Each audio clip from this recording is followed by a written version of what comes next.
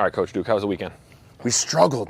We lost 3 games by 1 run. We stranded guys on third base and just couldn't drive them in. All right, well, I'm going to show you 4 of my favorite ways to help your team hit with runners in scoring position.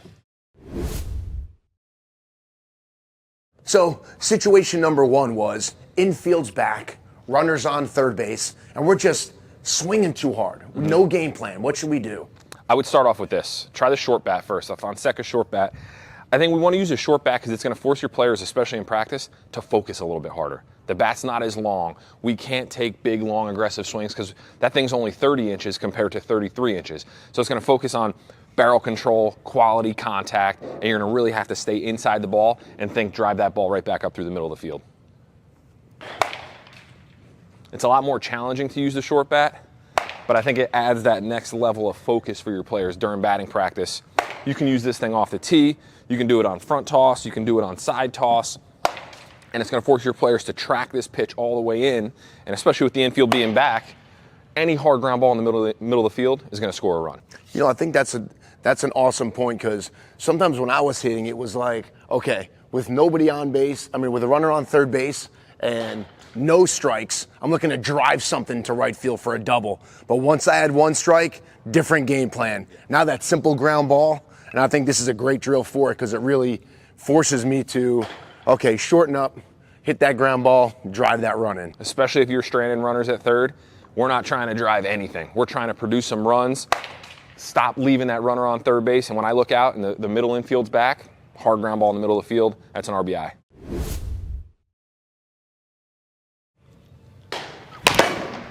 All right, Coach Steve. Now this time, the infield's in. Runners on third base, infield's in. Now what are we thinking? I'm thinking we're really aggressive early in the count, and visually we're thinking big part of the field. So we're thinking maybe back net in the cage right now, or when we get out on the field, I'm thinking left center to right center. I'm trying to time something up to drive it to the big part of the field early in the count. Pitchers aren't trying to walk guys in this situation. They're trying to throw strikes. So for us, we've got to be in swing mode, and we got to be thinking, get that barrel out in front of home plate. More times than not, when I hit the ball deep, that's going to turn into hard ground balls. I'm thinking barrel out in front of home plate. Let me elevate this thing. I'm not trying to hit homers, but I'm trying to get the barrel out in front, be on time with a fastball, and drive that thing to the big part of the field. Nice. Is there a specific location that I'm looking for? Am I looking down? Am I looking up? Because I know for me, that higher pitch is something I can drive, or that lower pitch, I have a tendency to roll over those. So am I looking for anything specific, or? That's a good question. I think it depends on the hitter. Like if you like to lift the ball up, there's a lot of hitters that like to lift the ball that's down too. They want to go down and get it. I think at the end of the day, the point of contact is big, and I would be looking middle. I'd be looking right down the middle. And the reason why is now that pitch middle in is just a minor adjustment. That pitch middle away is just a minor adjustment. But if I'm looking in and I'm trying to hit this thing up to left field, I'm going to struggle away. If I'm looking just away, I'm probably going to get beat in. So I'm looking at those 3 right there. Heart of the plate, barrel out in front, drive that thing through the big part of the field. All right, so for this round right here, we're looking middle. We're thinking big part of the field. We're thinking head high line drives or higher. Think top of the L screen right here. That scores them. Barrel out in front. That scores them. Scores them. There we go.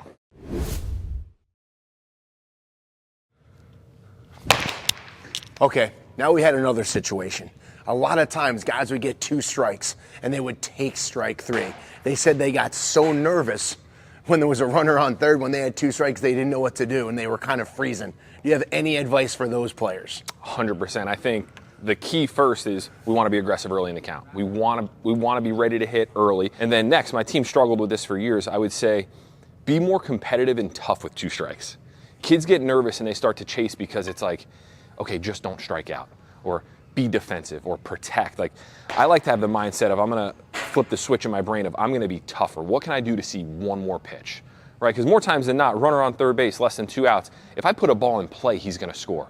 We saw it in the World Series. We see it in high school games and travel games all the time. So what I would do is I would get up on the plate and I would have the mindset of I'm swinging until it's not a strike, and I'm going to compete my butt off to see one more pitch, and then one more pitch. And then it starts to snowball. Before you know it, you're that annoying hitter that just fouled off 4 pitches in a row. The pitcher's eventually going to make a mistake and give you something to drive. So be less scared with 2 strikes and more tough with 2 strikes. Good. So I think Get to your stance for me, Coach Duke. I would say get up on the plate a little bit. We can choke up a little bit. We can shorten up our load or our stride and almost go with like a heel up, heel down approach, or maybe just a load and go with no step. But we're gonna shorten up, we're gonna limit the movement, and we're gonna compete our butt off. Anything close, we gotta find a way to put this ball in play. Compete.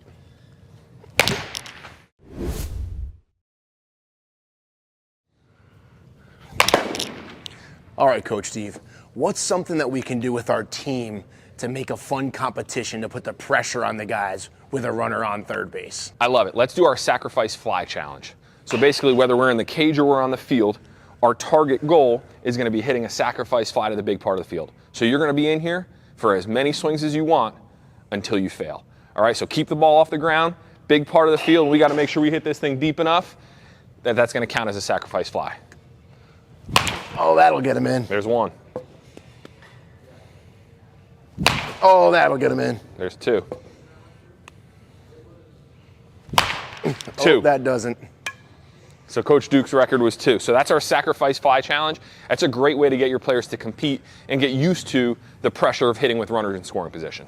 All right, Coach Steve, I think that was awesome. I think that those are some drills that we can really implement with our team, and I feel really comfortable about it. Awesome. Coaches, make sure we do all of them in practice. Add in the short bat to focus on quality ball striking, hitting the ball hard, using the barrel of the bat. Make sure we add in the situations of infield back, less than 2 outs. We just have to hit a ground ball to the middle of the field.